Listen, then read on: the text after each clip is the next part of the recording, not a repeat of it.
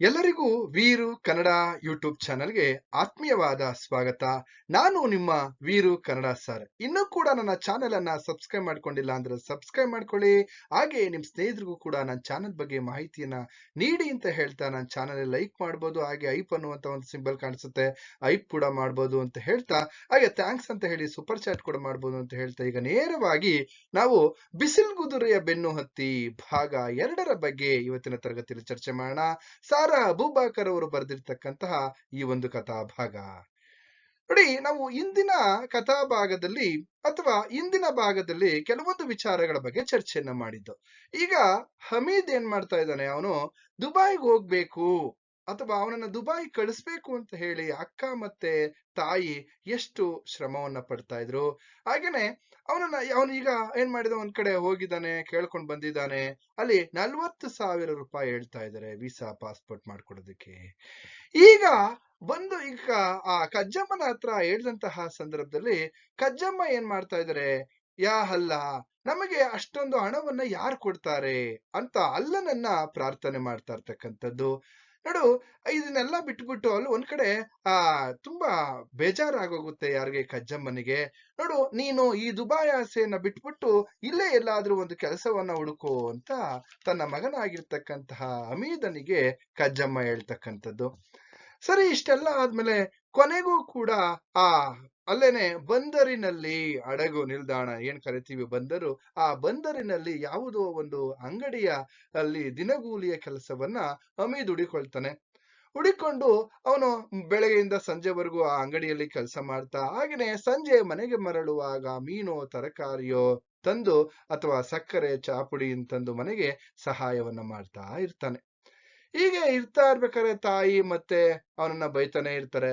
ಹೀಗೆ ಸುಮಾರು 3 ಹೊತ್ತು ಮನೆಗೆ ಅಲ್ಲಿ ಕುಳಿತು ಮಲಗಿ ಆ ಹೊತ್ತು ಇಲ್ಲಿ ಕಳೆಯ ಬಿಡ್ತಾ, ಹಾಗೇನೆ ಮಗಳು ಬೀಡಿಯನ್ನ ಕೊಂಡೊಯ್ಯತಕ್ಕಂಥದ್ದು. ಹಾಗೇನೆ ಬೀಡಿ ಗುತ್ತಿಗೆಗಾರನ ಬಳಿ ಕೊಂಚ ಹಣವನ್ನ ಪಡೆದುಕೊಂಡು ಇಲ್ಲೆಲ್ಲ ಒಂದ್ ಕಡೆ ಅವ್ರ ಗಂಡ ಏನ್ ಮಾಡ್ತಾನೆ, ಪುನಃ ಅಲ್ಲಿ ಮನೆಗೆ ಹಣವನ್ನ ಕೊಡದಲೆ ಅವನು ಎಲ್ಲೋ ಒಂದ್ ಕಡೆ ಹೋಗಿ 2-3 ದಿವಸಗಳಾದ ನಂತರ ಹಣ ಖರ್ಚಾದ ನಂತರ ಬರ್ತಕ್ಕಂಥದ್ದು. ಇದೆಲ್ಲವೂ ಈ ರೀತಿ ಅವ್ರ ಮನೆಯಲ್ಲಿ ನಡೀತಾ ಇರ್ತಕ್ಕಂತಹ ದಿನಚರಿ. ಹಾಗೇನೆ 20 ವರ್ಷ ತುಂಬಿದಂತಹ ನಬೀಸಾಳ ಅಲ್ಲಿ ಎಲ್ಲೋ ಒಂದ್ ಕಡೆ ವರ ಹುಡುಕುವಂತಹ ಪ್ರಯತ್ನ ಮಾಡುವವರಿಲ್ಲ. ಹಾಗೇನೆ ಎಲ್ಲೋ ಒಂದ್ ಕಡೆ ಅವಳಿಗೆ 10 ಪಾವನು ಚಿನ್ನವಾದರೂ ಮಾಡ್ಸೋಣ ಅಂತಾದ್ರೆ ಅದಕ್ಕೂ ಕೂಡ ಹಣವಿಲ್ಲ ಅನ್ನುವಂತ ರೀತಿಯಲ್ಲಿ ಕಜ್ಜಮ್ಮ ತನ್ನ ಮಗಳ ಬಗ್ಗೆ ಇಲ್ಲಿ ಯೋಚನೆಯನ್ನ ಮಾಡ್ತಾ ಕುತ್ಕೊಂಡಿದ್ದಾಳೆ. ತನ್ನ ಮಗಳ ಮದುವೆಯ ಬಗ್ಗೆ, ಅಂದ್ರೆ ನಬೀಸಾಳ ಮದುವೆಯ ಬಗ್ಗೆ, ಯಾಕೆಂದ್ರೆ ಅವಳಿಗಾಲ 20 ವರ್ಷ ತುಂಬೋಗಿದೆ, ಅದಕ್ಕೆ ಅವಳ ಮದುವೆಯ ಬಗ್ಗೆ ಯೋಚನೆಯನ್ನ ಮಾಡ್ಕೊತಾ ಕುತ್ಕೊಂಡಿದ್ದಾಳೆ. ಹೀಗೆ ಸಂಜೆಗೆ ನಬೀಸಾ ಅನ್ನವನ್ನ ಮಾಡಿ ಅವಳು ಅಡಿಗೆಯನ್ನ ಮಾಡಿಟ್ಟಿರ್ತಕ್ಕಂಥದ್ದು. ಆಗ ಇಲ್ಲೇನೋ ಒಂದ್ ಕಡೆ ಈ ಹಮೀದ್ ಮೀನನ್ನ ತರ್ತಾನೇನೋ ಅಂತ ಅಂದ್ರೆ ಅವನು ಬರಿಗೈಯಲ್ಲಿ ಬರ್ತಕ್ಕಂತಹ ಒಂದು ಸನ್ನಿವೇಶ. ಇದೆಲ್ಲ ಆದ್ಮೇಲೆ ಯಾಕೆ ಅವನು ಬರಿಗೈಯಲ್ಲಿ ಬಂದ ಅಂತ ನೋಡೋದಾದ್ರೆ, ಹಮೀದ್ ಅಂಗಡಿ ಸಾಹುಕಾರರು ನಾಳೆಯಿಂದ 1 ತಿಂಗಳವರೆಗೆ ಬರೋದು ಬೇಡ, ನಾನು ಇಲ್ಲಿ ಅಂತ ಹೇಳಿದ್ರು. ನಾನೇನು ಮಾಡೋಣ, 1 ತಿಂಗಳು ಕೆಲ್ಸಕ್ಕೆ ಬರ್ಬೇಡ ಅಂತ ಹೇಳಿದ್ರು. ಹಾಗಾಗಿ ನಾನೇನ್ ಮಾಡೋಣ, ನನ್ನ ಕೈಯಲ್ಲಿ ಕಾಸಿಲ್ಲ, ನಾನು ಅದಕ್ಕೆ ಸುಮ್ನೆ ಬಂದೆ ಅಂತ ಹಮೀದ್ ಹೇಳ್ತಕ್ಕಂಥದ್ದು. ಕೊನೆಗೆ ಈ ಕಜ್ಜಮ್ಮ ಬೀಡಿ ಸೊಪ್ಪುಗಳನ್ನ ಒಂದು ಕಡೆ ಕಟ್ತಾ ಅವಳ ಪಾಡುಗಳು ಗೋಡೆಗಳು ಹೊರಿಕೊಂಡು ಯೋಚನೆಯನ್ನ ಮಾಡ್ತಾ ಇದ್ದಾಳೆ.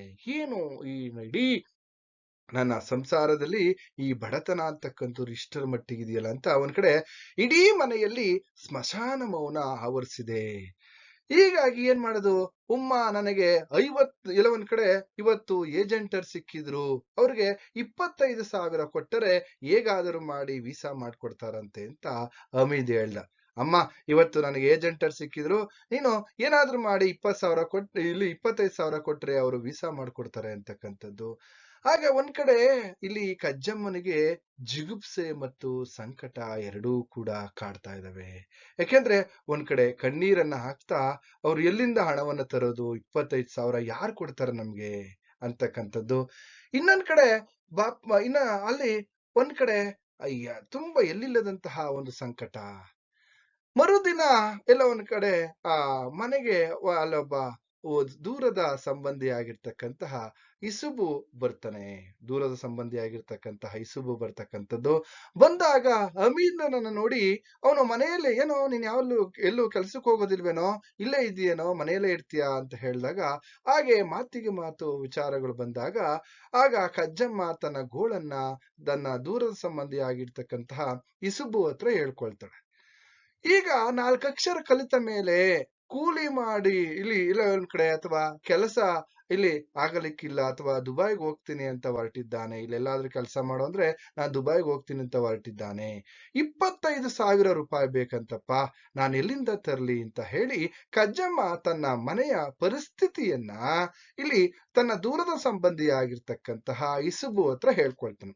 ಆ ಇಸುಬು ಅಲ್ಲಿ ಎಲ್ಲೋ ಒಂದ್ ಕಡೆ ಒಂದು ವಿಚಾರವನ್ನ ಹೇಳ್ತಾನೆ. ನೋಡಿ, ಇಲ್ಲಿ 4-5 ತಿಂಗಳಲ್ಲಿ ಇಲ್ಲಿ ಕೆಲವೊಂದ್ ಕಡೆ ಸಾಲ ತೀರಿಸ್ಬೋದು, ಹಾಗೆ ಹೀಗೆ. ನನಗೆ ಒಂದು ವಿಚಾರ ಇದೆ ನೋಡಿ, ಏನಂದ್ರೆ ನಿಮ್ಗೆ ಸಾಲನೂ ತೀರುತ್ತೆ, ಅಥವಾ ನಿಮ್ಗೆ ಹಣನೂ ಸಿಗುತ್ತೆ, ನಿಮ್ ಮಗ ದುಬೈಗೂ ಕೂಡ ಹೋಗ್ಬೋದು. ಅದಕ್ಕೆ ಒಂದು ದಾರಿ ಇದೆ, ನನ್ನ ಹತ್ರ ಒಂದು ಉಪಾಯ ಇದೆ ಅಂತ ಹೇಳ್ತಾನೆ. ಏನು ಅಂತಂದ್ರೆ, ಇನ್ನೇನು ಇಲ್ಲ, ನಮ್ಮ ಇಲ್ಲಿ ಎಲ್ಲ ಒಂದ್ ಕಡೆ ಅದ್ರಾಮಾಜ್ ಇಲ್ವಾ, ನಮ್ಮ ಅದ್ರಾಮಾಜ್ ಇದಾರಲ್ಲ, ಅವ್ರ ಹೆಂಡತಿ ಎಲ್ಲ ಒಂದ್ ತೀರೋಗಿದ್ದು ನಿಮಗೆ ಗೊತ್ತಲ್ವಾ. ಹಾಗಾಗಿ 4-5 ಮಕ್ಕಳಿದ್ದಾರೆ ಈ ಯಾರಿಗಪ್ಪ ಅಂತಂದ್ರೆ ಅಂದ್ರಮಾಜ್ಗೆ. ಆ ಮಕ್ಕಳನ್ನ ನೋಡ್ಕೋಬೇಕು. ಅವರು ಶ್ರೀಮಂತಿಗೆ ನಿನಗೆ ಗೊತ್ತಲ್ಲ, ಅವರು ತುಂಬಾ ಶ್ರೀಮಂತರು, ಆದ್ರೆ ಅವರು ಇನ್ನೊಂದು ಮದ್ವೆ ಆಗ್ಬೇಕು ಅಂತ ಇದ್ದಾರೆ. ಅದಕ್ಕೆ ನಿಮ್ಮ ಮಗಳಾಗಿರ್ತಕ್ಕಂತಹ ನಬೀಸಾಳನ್ನ ಯಾಕೆ ಆ ಅಂದ್ರಮಾಜಿಗ್ ನೀವು ಕೊಡಬಾರ್ದು ಅಂತ ಇಲ್ಲಿ ಕಜ್ಜಮ್ಮನಿಗೆ ಹೇಳ್ತಾರೆ. ಕಜ್ಜಮ್ಮನ್ಗೆ ಹೇಳ್ದಂತ ಸಂದರ್ಭದಲ್ಲಿ ಎಲ್ಲೋ ಒಂದ್ ಕಡೆ ಕಜ್ಜಮ್ಮನಿಗೆ, ಅಯ್ಯೋ ನಮ್ಮ ಮನೆ ಪರಿಸ್ಥಿತಿ ಎಲ್ಲೋ ಒಂದ್ ಕಡೆ ಸುಧಾರಿಸ್ಕೊಳ್ಳುತ್ತೆ, ಈ ನನ್ನ ಮಗಳು ನಬೀಸಾಳನ್ನ ಇಲ್ಲಿ ಎಲ್ಲೋ ಒಂದ್ ಕಡೆ ಅಂದ್ರಮಾಜು ಕೊಟ್ರೆ ಅಂತಕ್ಕಂಥದ್ದು. ಆಗ ಅಂದ್ರಮಾಜ್ಗೆ ಏನಪ್ಪಾ ಅಂದ್ರೆ ನಬೀಸಾಳಷ್ಟೇ ವಯಸ್ಸಿನ ಮಗಳು ಕೂಡ ಇರ್ತಾಳೆ. ಆದ್ರೆ ಅಂದ್ರಮಾಜ್ಗೆ ಏನಂದ್ರೆ 45 ವರ್ಷ. ಆ 45 ವರ್ಷದ ಅಂದ್ರಮಾಜ್ ಏನ್ ನಮಗೆ 20 ವರ್ಷ ತುಂಬಿರ್ತಕ್ಕಂತಹ ನಬೀಸಾಳನ್ನ ಇಲ್ಲಿ ಕೊಟ್ಟು ಮದುವೆ ಮಾಡುವಂತಹ ಪ್ರಸ್ತಾಪಗಳು ಇಲ್ಲಿ ನಡೀತಾ ಇದ್ದಾವೆ. ಸರಿ, ಏನ್ ಮಾಡೋದು, ಯಾಕೆಂದ್ರೆ ಇಡೀ ಮನೆಯ ಪರಿಸ್ಥಿತಿ ಸರೋಗ್ಬಿಡುತ್ತೆ ಅಂತ ಯೋಚನೆ ಮಾಡ್ತಾ ಇರ್ತಕ್ಕಂಥದ್ದು ಕಜ್ಜಮ್ಮ.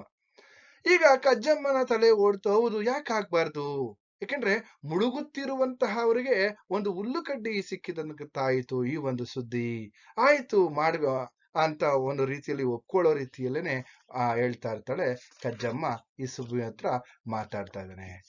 ಸರಿ, ಅಂತೂ ಇಂತೂ ಇಲ್ಲಿ ಮಾತುಕತೆ, ಯಾಕೆಂದ್ರೆ ಒಂದ್ ಕಡೆ ಇಲ್ಲಿ ಹಮೀದ್ ಯೋಚನೆ ಮಾಡ್ತಾ ಇದ್ದಾನೆ. ಯಾಕೆಂತಂದ್ರೆ ಇಲ್ಲಿ ನಮ್ಮ ಇಲ್ಲಿ ಯೌವನದ ಅಥವಾ ಚಿಕ್ಕ ಪ್ರಾಯದ ಅಕ್ಕನನ್ನ ಆ ಮುದುಕನಿಗೆ ಅಥವಾ 45 ವರ್ಷ ಆಗಿರ್ತಕ್ಕಂತಹ ಮುದುಕನಿಗೆ ಕೊಟ್ಟು ಮದುವೆ ಮಾಡೋದೆ ಅನ್ನೋ ರೀತಿಯಲ್ಲಿ ಈ ತರದ ವಾದ ವಿವಾದಗಳು ನಡೀತವೆ. ಆದ್ರೂ ಏನೇ ಆದ್ರೂ ಕೂಡ ಈಗ ನೇರವಾಗಿ ಏನ್ ಮಾಡ್ತಾರಪ್ಪ ಅಂದ್ರೆ 20 ವರ್ಷ ತುಂಬಿರ್ತಕ್ಕಂತಹ ನಬೀಸಾಳನ್ನ 45 ವರ್ಷ ತುಂಬಿರ್ತಕ್ಕಂತಹ ಅಂದ್ರಮಾಜ್ಗೆ ಕೊಟ್ಟು ವಿವಾಹವನ್ನ ಮಾಡ್ತಾರೆ. ವಿವಾಹವನ್ನ ಮಾಡಾದ್ಮೇಲೆ ಆಗ ನೀನ್ ಏನು ಚಿಂತೆ ಮಾಡ್ಬೇಡ, ನೀನ್ ದುಬೈಗೆ ಹೋದ್ರೆ ಅಲ್ಲಿ ಎಲ್ಲ ಒಂದ್ ಕಡೆ ಇನ್ನೊಬ್ಳು ಮಗಳಿದ್ದಾಳೆ, ಯಾರು ಸುಹಾರ, ಅವಳಿಗೆ ಚಿಕ್ಕ ಪ್ರಾಯದ ಹುಡುಗನನ್ನ ನೋಡಿ ಮದುವೆ ಮಾಡುವ ಅಂತ ಹೇಳಿ ಇಲ್ಲಿ ನಬೀಸಾಳನ್ನ ಈ ಅಂದ್ರಮಾಜ್ಗೆ ಕೊಟ್ಟು ಮದುವೆ ಮಾಡ್ತಾರೆ. ಮದುವೆ ಆಯ್ತು.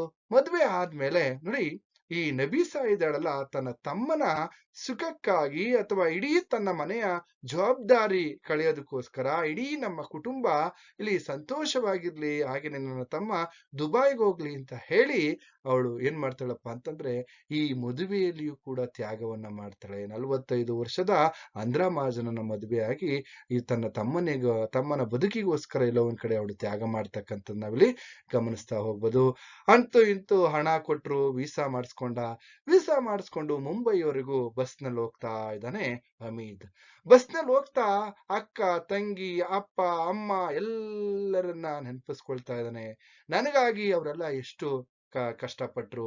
ನನ್ನ ಅಕ್ಕ ಇಲ್ಲಿ ಎಲ್ಲೋ ಒಂದ್ ಕಡೆ ಮುದುಕನನ್ನ ಮದುವೆ ಆದ್ಲು, ಹಾಗೆ ನನ್ನ ತಂಗಿ, ಚಿಕ್ಕ ತಂಗಿಯನ್ನಾದ್ರೂ ಕೂಡ ಒಳ್ಳೆ ಚಿಕ್ಕ ಪ್ರಾಯದ ಹುಡುಗನಿಗೆ ಕೊಟ್ಟು ಮದುವೆ ಮಾಡಿಸ್ಬೇಕು, ನನ್ನ ಅಮ್ಮನನ್ನ ಚೆನ್ನಾಗಿ ನೋಡ್ಕೋಬೇಕು, ಈ ತರದ ಆಸೆ ಆಕಾಂಕ್ಷೆಗಳನ್ನ ಹೊತ್ತು ಈಗ ಮುಂಬೈಗೆ ಬಸ್ನಲ್ಲಿ ಇಲ್ಲಿ ಬಂದು ಇಳಿತಾ ಇದ್ದಾನೆ ಹಮೀದ್. ಸರಿ, ಇಷ್ಟೆಲ್ಲ ಆದ್ಮೇಲೆ ಅಂತೂ ಇಂತೂ ಹಮೀದ್ ಏನ್ ಮಾಡಿದ್ನಪ್ಪ ಅಂದ್ರೆ ಈಗ ನೇರವಾಗಿ ಆ ದುಬೈ ಫ್ಲೈಟ್ ಅನ್ನ ಹತ್ತಿದ್ದಾನೆ. ಹತ್ತಿ ಇಡೀ ಕುಟುಂಬದವನ್ನ ಇಲ್ಲಿ ಹಮೀದ್ಗೆ ಇಲ್ಲಿ ಏನಪ್ಪಾ ಅಂತಂದ್ರೆ ಇಡೀ ಕುಟುಂಬ ಅವನಿಗೋಸ್ಕರ ತಮ್ಮ ಜೀವವನ್ನ ತೆಗೆದಿದೆ ಅಂತಕ್ಕಂಥ ನಾವಿಲ್ಲಿ ಗಮನಿಸ್ತಾ ಹೋಗ್ಬೋದು. ಅವನು ಹೋದ್ಮೇಲೆ ಎಲ್ಲರೂ ಕೂಡ ಇಲ್ಲಿ ಕಣ್ಣೀರ್ ಹಾಕ್ತಾ ಇರ್ತಕ್ಕಂಥದ್ದು. ಯಾಕೆಂದ್ರೆ ಇದ್ದ ಒಬ್ಬ ಮಗ ಅವನು ಇಲ್ಲಿ ದೂರ ದೇಶದಲ್ಲಿ ಯಾರು ಗೊತ್ತಿಲ್ಲ ಅಂತಹ ಒಂದು ಜಾಗಕ್ಕೆ ಹೋಗಿದ್ದಾನೆ. ಅದಕ್ಕೆ ಅವರು ಕಣ್ಣೀರ್ ಹಾಕ್ತಾ ಇರ್ತಕ್ಕಂಥದ್ದು. ಸರಿ, ಕೊನೆಯಲ್ಲಿ ಇದೆಲ್ಲ ಆಯ್ತು. ಆದ್ಮೇಲೆ ಅಲ್ಲಿ ರಘುರಾಮ ಸಿಗ್ತಾನೆ. ಆ ರಘುರಾಮ ಸಿಕ್ಕಿ, ಏ ನೀನ್ ಬಿಡೋ, ಈಗ ಆರಾಮಾಗೆ ನಿಮ್ಗಂತೂ ಸೌದಿ ಅಂತ ಇದೆ, ನಿಮ್ಮ ಸಮುದಾಯದವರಿಗೆ ಸೌದಿ, ದುಬೈ ಈ ತರ ಇದೆ. ಹಾಗಾಗಿ ನೀವೆಲ್ಲೋ ಒಂದ್ ಕಡೆ ಓದಿದ್ರೆ ಸಾಕು ಅಲ್ಲಿ ಸೆಟ್ಲ್ ಆಗ್ಬಿಡ್ತೀರಾ. ನಮ್ಮಲ್ಲಿ ಏನಪ್ಪಾ ಅಂತಂದ್ರೆ ಮೀಸಲಾತಿ ಮೀಸಲಾತಿ ಅಂತ ಹೇಳಿ ಇಲ್ಲಿ ಯಾರಿಗೂ ಕೂಡ ಸರ್ಕಾರಿ ಕೆಲಸ ಸಿಗೋದಿಲ್ಲ. ಹಾಗಾಗಿ ನೀವೆಲ್ಲ ಒಂದ್ ಕಡೆ ಸೆಟ್ಲ್ ಆಗ್ತೀರಾ ಬಿಡಪ್ಪ ಅಂತ ಅವನ ಹಿಂದೆ ಮಾತನಾಡಿರ್ತಕ್ಕಂಥದ್ದು. ಈ ಎಲ್ಲ ವಿಚಾರಗಳನ್ನ ನೆನಪಿಸ್ತಾ ಮೆಲುಕು ಹಾಕುತ್ತಾ ಹೋಗ್ತಾ ಇದ್ದಾನೆ. ಸರಿ, ಈಗ ಹೋಗ್ತಾ ಇರ್ತಕ್ಕಂತಹ ಸಂದರ್ಭದಲ್ಲಿ ಅಮೀನ್ ಅವನೇನ್ ಮಾಡ್ತಾನೆ, ಅಂತೂ ಇಂತೂ ಆಗ ಅಲ್ಲಿ ದಳ್ಳಾಳಿ ಬರ್ತಾನೆ. ದುಬೈ ಇದ್ರೊಳಗು ಮುಂಬೈವರೆಗೂ ಬಂದು, ಆ ಮುಂಬೈಗೆ ಬಂದು ದಳ್ಳಾಳಿ ಏನ್ ಮಾಡ್ತಾನಪ್ಪ ಅಂದ್ರೆ ಅಮೀದನ ಕೈಯಲ್ಲಿ ಅವನು ಏರ್ಪೋರ್ಟ್ ಫ್ಲೈಟ್ ಅನ್ನ ಹತ್ಬೇಕಾದಂತ ಸಂದರ್ಭದಲ್ಲಿ ಅಮೀದನ ಕೈಯಲ್ಲಿ ಒಂದು ಕಾಗದದ ಕಟ್ಟನ್ನ ಕೊಡ್ತಾನೆ. ಕೊಟ್ಟು ಅವನ ಬ್ಯಾಗ್ ಒಳಗಡೆ ಕಾಗದದ ಕಟ್ಟನ್ನ ಇಡ್ತಾನೆ. ಆ ಕಾಗದದ ಕಟ್ಟಲ್ಲಿ ಏನಿರ್ತದಪ್ಪ ಅಂತಂದ್ರೆ ಮಾದಕ ದ್ರವ್ಯವನ್ನ ತುಂಬಿ ಆ ಕಾಗದದ ಕಟ್ಟಲ್ಲಿ ಇಡ್ತಾನೆ. ಆ ಹಮೀದನ ಕೈ ಕೊಡ್ತಕ್ಕಂಥದ್ದು. ಆ ನಂತರ ಅದನ್ನ ತನ್ನ ಬ್ಯಾಗ್ ಒಳಗಡೆ ಹಾಕೊಳ್ತಕ್ಕಂತಹ ಒಂದು ವಿಚಾರ. ಈ ಮಾದಕ ದ್ರವ್ಯದ ಅಥವಾ ಕಾಗದದ ಕಟ್ಟಿನಲ್ಲಿ ತುಂಬಿರ್ತಕ್ಕಂತಹ ಮಾದಕ ದ್ರವ್ಯದ ಒಂದು ಕಾಗದದ ಕಟ್ಟನ್ನ ಇಲ್ಲಿ ಹಮೀದನಿಗೆ ಕೊಡ್ತಕ್ಕಂಥದ್ದು. ಅದನ್ನ ತೆಗೆದುಕೊಂಡು ಹಮೀದ್ ಏನ್ ಮಾಡ್ತಾನಪ್ಪ ಅಂದ್ರೆ ಈಗ ದುಬೈ ಫ್ಲೈಟ್ ಅನ್ನ ಹತ್ತಿದ್ದಾನೆ. ಈಗ ಸುಮಾರು ಮುಂಬೈಯಿಂದ ಸುಮಾರು 4-5 ಗಂಟೆಗಳ ಪ್ರಯಾಣ. ಬಂದು ಜಿದ್ದಾ ಅನ್ನುವಂತಹ ವಿಮಾನ ನಿಲ್ದಾಣದಲ್ಲಿ ಇಳಿದಿದ್ದಾನೆ. ಏನ್ ಬರ್ತಾನೆ, ಅಲ್ಲಿ ನನ್ನೋರು ತನ್ನೋರು ಅಂತ ಯಾರು ಇಲ್ಲ. ತಂದೆ ತಾಯಿ ಅಕ್ಕ ತಂಗಿಯರ ಚಿತ್ರಗಳು ಅವನ ಕಣ್ಣು ಮುಂದೆ ತೇಲ್ಕೊಂಡು ಬರ್ತಾ ಇದ್ದಾವೆ. ನೋಡ್ತಾನೆ. ಬಂದವನೇ ಆ ನಿಲ್ದಾಣದಲ್ಲಿ ಚೆಕಿಂಗ್ ಮಾಡ್ತಾ ಇರತಕ್ಕಂತಹ ಅಥವಾ ನಿಲ್ದಾಣದ ಸುಂಕ ವಿಭಾಗದ ಹತ್ತಿರ ಹಮೀದ್ ಬ್ಯಾಗ್ ನನ್ನ ಅಲ್ಲಿ ಸುಂಕದ ಅಧಿಕಾರಿಯೊಬ್ಬ ತಪಾಸಣೆ ಮಾಡ್ತಾ ಇದ್ದಾರೆ, ಚೆಕ್ ಮಾಡ್ತಾ ಇದ್ದಾರೆ. ಆ ಚೆಕ್ ಮಾಡ್ತಾ ಇರ್ತಕ್ಕಂಥ ಸಂದರ್ಭದಲ್ಲಿ ಆ ಕಾಗದದ ಕಟ್ಟು ಅಧಿಕಾರಿಯ ಕೈಗೆ ದೊರೆಯುತ್ತೆ. ಏನೋ ದಳ್ಳಾಳಿ ಈ ಮಾದಕ ದ್ರವ್ಯವನ್ನು ತುಂಬಿರ್ತಕ್ಕಂತಹ ಒಂದು ಕಾಗದದ ಕಟ್ಟನ್ನ ಕೊಟ್ಟಿದ್ನಲ್ಲ, ಅದು ಏನೋ ಒಂದ್ ಕಡೆ ಜಿದ್ದಾ ವಿಮಾನ ನಿಲ್ದಾಣದ ಸುಂಕದ ಅಧಿಕಾರಿಗಳು ಅಲ್ಲಿ ತಪಾಸಣೆ ಮಾಡ್ತಾ ಇರ್ತಕ್ಕಂತಹ ಅಧಿಕಾರಿಗಳ ಕೈಗೆ ಸಿಗ್ತದೆ. ಆ ಕಾಗದದ ಕಟ್ಟು ಕೈಗೆ ಸಿಕ್ಕಿದ ನಂತರ ಅದನ್ನ ನೋಡ್ತಾರೆ, ಅದನ್ನ ಓದ್ತಾರೆ, ಅದನ್ನ ಬಿಸ್ತಾರೆ. ಆ ಕಾಗದದ ಕಟ್ಟಲ್ಲಿ ಏನಿತ್ತು ಏನು ಅದರ ಪೂರ್ವಪರ ಯಾವುದು ವಿಚಾರಗಳು ಕೂಡ ಹಮೀದ್ ಗೊತ್ತಿರೋದಿಲ್ಲ. ಪಾಪ ನಿರಪರಾಧಿ ಇವನು. ಆದ್ರೆ ಇವನನ್ನ ಕರ್ಕೊಂಡೋಗಿ ಜೈಲ್ಗೆ ಹಾಕ್ತಾರೆ. ಜೈಲ್ಗೆ ಹಾಕಿ ಕೊನೆಗೆ ಅಧಿಕಾರಿ ಆ ಕಾಗದ ಕಟ್ಟನ್ನ ಬಿಚ್ಚಿ ನೋಡ್ತಕ್ಕಂಥದ್ದು ಯಾವುದು ಕೂಡ ಅವನಿಗೆ ಏನು ಅನ್ನೋದೇ ಗೊತ್ತಾಗೋದಿಲ್ಲ. ಕೊನೆಗೆ ಜೈಲೊಳಗಡೆ ಹಾಕ್ತಕ್ಕಂಥದ್ದು. ಅಲ್ಲಿ ನನ್ನ ತಾಯಿಗೆ ಹೇಗಾದ್ರೂ ಮಾಡಿ ಪತ್ರ ಬರಿಬೇಕು ಅಂತ ಆತೊರಿತಾನೆ. ನನ್ನ ತಾಯಿಗೆ ಹೇಗೆ ಇಲ್ಲಿಂದ ಪತ್ರ ಬರಲಿ ಅಂತಕ್ಕಂಥದ್ದು. ನನ್ನ ತಾಯಿ ನನ್ನ ಪತ್ರಕ್ಕಾಗಿ ಕಾಯ್ತಾ ಇರ್ತಾಳೆ, ಏನ್ ಮಾಡೋದು ಅಂತಕ್ಕಂಥದ್ದು. ಈ ತರದ ಅನೇಕ ಆಲೋಚನೆಗಳು ಅವನಲ್ಲಿ ಬರ್ತವೆ. ಆದ್ರೆ ಏನೂ ಕೂಡ ಮಾಡಕ್ಕಾಗದಿಲ್ಲ. ಕೊನೆಗೆ ಒಂದ್ ದಿನ ಬಂತು. ಅದು ಶುಕ್ರವಾರ. ನೋಡಿ, ಆ ದುಬೈಲಿ ಎಂತಹ ಒಂದು ಕ್ರೂರ ಅಂತಂದ್ರೆ ಈ ತರದ ಮಾದಕ ದ್ರವ್ಯಗಳನ್ನ ಏನಾದ್ರೂ ಸಾಗಾಟನೆ ಮಾಡಿ ಸಿಗಾಕೊಂಡ್ರೆ ಅವನ ಅಪರಾಧಿ ನಿರಪರಾಧಿ ಯಾವುದೂ ಕೂಡ ನೋಡೋದಿಲ್ಲ. ಕೊನೆಗೊಂದ್ ದಿವಸ ಏನಾಗೋಯ್ತು, ಪಾಪ ಹಮೀದ್ ಎಷ್ಟು ಕನಸನ್ನ ಹೊತ್ಕೊಂಡೋಗಿದ್ದ. ಇಡೀ ಕುಟುಂಬವನ್ನ ಎಲ್ಲೋ ಒಂದ್ ಕಡೆ ಇಡೀ ನಮ್ಮ ಕುಟುಂಬವನ್ನ ಕಾಪಾಡಬೇಕು, ಇಡೀ ನಮ್ಮ ಕುಟುಂಬದ ಒಂದು ಈ ಬಡತನದ ಸುಧಾರಣೆಯನ್ನ ಮಾಡ್ಬೇಕು, ಅದು ನನ್ನ ಕೈಯಿಂದನೇ ಸಾಧ್ಯ ಅಂತ ಹೇಳಿ ಎಲ್ಲೋ ಒಂದ್ ಕಡೆ ಅವನು ದುಬೈಗೆ ಬರ್ತಕ್ಕಂಥದ್ದು. ಅಕ್ಕ ಮತ್ತೆ ತಾಯಿ ಇಬ್ರು ಕೂಡ ತಮ್ಮ ಬದುಕನ್ನ ತಮ್ಮ ಜೀವನವನ್ನ ಎಲ್ಲೋ ಒಂದ್ ಕಡೆ ತ್ಯಾಗ ಮಾಡಿ, ತನ್ನ ಅಕ್ಕ ತನ್ನ ಜೀವನವನ್ನ ತ್ಯಾಗ ಮಾಡಿ ಅವನನ್ನು ದುಬೈ ಕಳಿಸ್ತಕ್ಕಂಥದ್ದು. ಆ ಕಳಿಸ್ತಂತ ಸಂದರ್ಭದಲ್ಲಿ ಕೊನೆಗೊಂದು ದಿವಸ ಬಂತು. ಅದು ಒಂದು ಶುಕ್ರವಾರ ಮಧ್ಯಾಹ್ನ ನಮಾಜ್ ಮಾಡಿದ ಬಳಿಕ ಹಮೀದನನ್ನ ಇಲ್ಲಿ ಎಲ್ಲೋ ಒಂದ್ ಕಡೆ ಕೋಣೆಗೆ ಬಂದು ಹಲವರು ಅವನನ್ನ ಆ ಜೈಲಲ್ಲಿಂದಲ ಆ ಕೋಣೆಗೆ ಬಂದು ಅವನನ್ನ ಹಿಡ್ಕೊಂಡು ಅವನಿಗೆ ಒಂದು ಮತ್ತು ಬರ್ತಕ್ಕಂತಹ ಅರೆಪ್ರಜ್ಞೆ ತಪ್ಪುವಂತಹ ಒಂದು ಇಂಜೆಕ್ಷನ್ ಅನ್ನ ಕೊಡ್ತಾರೆ. ಆಗ ಅರೆ ನಿದ್ದೆಯಲ್ಲಿ ಅರೆ ಎಚ್ಚರದಲ್ಲಿದ್ದಂತೆ ಆತನನ್ನ ಕರೆದುಕೊಂಡು ಹೋಗಿ ನೂರಾರು ಸಾರ್ವಜನಿಕರು ಸೇರಿರ್ತಕ್ಕಂತಹ ನಡುಬೀದಿಯಲ್ಲಿ ಹಮೀದನ ತಲೆಯನ್ನ ಕಡಿತಾರೆ. ನೋಡಿ, ನೂರಾರು ಸಾವಿರಾರು ಜನ ಇರ್ತಕ್ಕಂತಹ ಒಂದು ಬೀದಿಯಲ್ಲಿ, ಒಂದು ಸ್ಟ್ರೀಟ್ ಅಲ್ಲಿ ಹಮೀದನ ತಲೆಯನ್ನ ಕತ್ತರಿಸ್ತಾರೆ ಆ ದುಬಾಯಲ್ಲಿ. ಏಕೆಂದ್ರೆ ತನ್ನದಲ್ಲದ ತಪ್ಪಿಗೆ ತಾನೇನೂ ಕೂಡ ತಪ್ಪು ಮಾಡಿಲ್ಲ, ಆದ್ರೂ ಕೂಡ ಅವನು ಕೂಡ ಎಲ್ಲ ಒಂದ್ ಕಡೆ ತನ್ನ ಜೀವವನ್ನೇ ಬಲಿ ಕೊಡ್ತಕ್ಕಂಥದ್ದನ್ನ ನಾವಿಲ್ಲಿ ಗಮನಿಸ್ತಾ ಹೋಗ್ಬೋದು. ಇದಾದ್ಮೇಲೆ ಕೆಲವು ದಿನಗಳ ನಂತರ ಬಳಿಕ ಆ ಊರಿನ ಪತ್ರಿಕೆಯ ಒಳಪುಟದಲ್ಲಿ ಒಂದು ವಿಚಾರ ಬಂದಿತ್ತು. ಏನಂತ ಅಂದ್ರೆ, ಮಾದಕ ದ್ರವ್ಯ ಸಾಗಾಣೆ ಮಾಡಿದ ಭಾರತೀಯನೊಬ್ಬನನ್ನ ಸೌದಿ ಅರೇಬಿಯಾದಲ್ಲಿ ತಲೆ ಕೆಡೆದು ಶಿಕ್ಷಿಸಲಾಯಿತಂತೆ ಅಂತ ಒಂದು ಸುದ್ದಿ ಇತ್ತು. ನೋಡಿ, ಇವನು ತಗೊಂಡೇ ಹೋಗಿಲ್ಲ, ಆದ್ರೆ ದಳ್ಳಾಳಿ ಯಾರದೋ ಮಾಡಿರ್ತಕ್ಕಂತಹ ತಪ್ಪಿಗೆ ಈ ವ್ಯಕ್ತಿ ಎಲ್ಲ ಒಂದ್ ಕಡೆ ಹಮೀದ್ ತನ್ನ ಇಡೀ ಬದುಕನ್ನ ಬಲಿ ಕೊಡ್ತಕ್ಕಂಥದ್ದು, ಇಡೀ ಕುಟುಂಬ ನರಕದಲ್ಲಿ ಮುಳುಗೋಗುತ್ತೆ ಅಂತಕ್ಕಂಥದ್ದನ್ನ ನಾವು ಗಮನಿಸ್ತಾ ಹೋಗ್ಬೋದು. ಹಾಗಾಗಿ ಈಗ ಕಜ್ಜಮ್ಮ ಹಗಲಿರುಳು ಮಗನ ಪತ್ರಕ್ಕಾಗಿ ಕಾಯುತ್ತಿದ್ದಾಳೆ.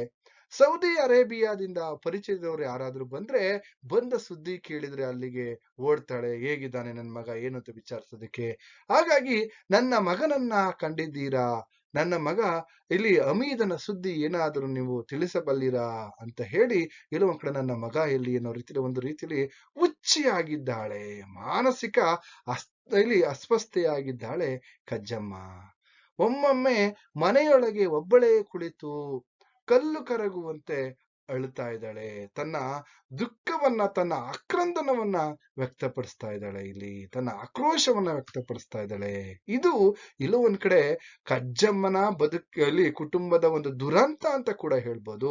ಹಾಗೇನೆ ಎಲ್ಲೋ ಒಂದ್ ಕಡೆ ಹಣದ ಸಂಪಾದನೆಗೆ ನಾವು ಮಾಯಾನಗರಿಗಳಂತಿರುವ ಹೊರದೇಶಗಳಿಗೆ ಕಳಿಸಿದಂತಹ ಸಂದರ್ಭದಲ್ಲಿ ಅಲ್ಲಿ ಯಾವ ರೀತಿ ಇಡೀ ಆ ಹಮೀದನ ಬದುಕು ಇಲ್ಲಿ ಛಿದ್ರವಾಯಿತು, ಅಥವಾ ಹಮೀದನ ಬದುಕು ಯಾವ ರೀತಿ ದುರಂತದಲ್ಲಿ ಅಂತ್ಯ ಆಯ್ತು ಅನ್ನೋದನ್ನ ನಾವಿಲ್ಲಿ ಗಮನಿಸ್ತಾ ಹೋಗ್ಬೋದು. ಇದಿಷ್ಟು ಬಿಸಿಲ್ ಕುದುರೆಯ ಬೆನ್ನು ಹತ್ತಿ. ಅಂದ್ರೆ ಬಿಸಿಲ್ ಕುದುರೆ ಅಂತ ಅಂದ್ರೆ ಯಾವುದು? ಇಲ್ಲಿ ಸೌದಿ ಅರೇಬಿಯಾ. ಅದರ ಬೆನ್ನನ್ನ ಹತ್ತಿ ಹೋದಂತವನು ಯಾರಪ್ಪ ಅಂದ್ರೆ ಹಮೀದ್. ಅದೇ ತರ ನಾನು ನನ್ನ ಯೂಟ್ಯೂಬ್ ಥಂಬ್ಲೈನ್ ಅಲ್ಲಿ ಕೂಡ ಚಿತ್ರ ಕೊಟ್ಟಿದ್ದೀನಿ, ನೀವು ಗಮನಿಸಬಹುದು ಅಂತ ಹೇಳ್ತಾ ಇಲ್ಲಿಗೆ ಈ ತರಗತಿಯನ್ನು ಮುಗಿಸ್ತಾ ಇದ್ದೀನಿ. ನಿಮ್ಗೆಲ್ರಿಗೂ ಕೂಡ ಶುಭವಾಗ್ಲಿ.